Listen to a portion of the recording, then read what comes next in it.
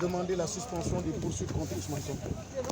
C'est une attitude responsable, il nous semble, de la part donc, de l'opposition parlementaire, mais au-delà de l'opposition parlementaire, du Parlement de façon générale. Parce qu'ici, il s'agira de tout faire pour voter en rompant les liens avec donc, des logiques de parti ou des logiques de consigne de vote pour mettre en avant le seul intérêt donc, supérieur de la nation.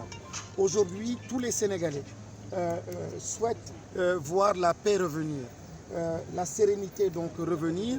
C'est vraiment le souhait des chefs religieux, le souhait de la société civile, des populations, des Sénégalais globalement. Et heureusement que le Parlement, l'Assemblée nationale, a en son sein les moyens légaux donc, de ramener cette sérénité-là en demandant donc, la suspension des poursuites. Articles 51 et 52. Donc, bien sûr, on parle de suspension, pas d'arrêt des poursuites. Là, c'est du ressort donc la justice. Et nous demandons aux députés de la majorité de retrouver leur liberté, de retrouver donc leur dignité, de retrouver leur sens de la responsabilité pour voter donc cette résolution-là pour que les poursuites soient suspendues. En suspendant les poursuites, naturellement, on est obligé de les suspendre pour une période. Et la période donc visée, c'est la période donc de la session unique qui prend fin donc le 30 juin 2021.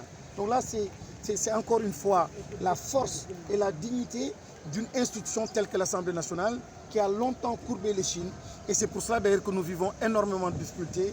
Et j'espère que cette fois-ci, avec cette porte-là que nous enfonçons, que nous ouvrons, l'exécutif comme la majorité, comme toutes les bonnes volontés sauront appuyer donc cette résolution-là et qu'elle soit votée donc en mode fast-track comme ils l'ont fait au moment donc de lever l'immunité parlementaire d'Ousmane Sonko. Monsieur Guirassy, le député Ousmane Sonko a été inculpé et placé sous contrôle judiciaire selon nos dernières informations. Est-ce que cela peut avoir une quelconque influence sur la procédure que vous venez de mettre sur... Oui, je pense que ce contrôle judiciaire lui permettra certainement de continuer donc de faire son travail à l'Assemblée nationale. C'est déjà un signe de décrispation assez important, mais j'attends la confirmation. En tout cas, notre volonté, c'est que le droit soit dit. Au moment de lever son immunité, c'était notre posture. Au moment donc d'installer la commission ad hoc, les travaux de la commission, ce fut aussi donc notre posture. Et aujourd'hui encore, c'est notre posture en mettant en avant encore une fois le droit.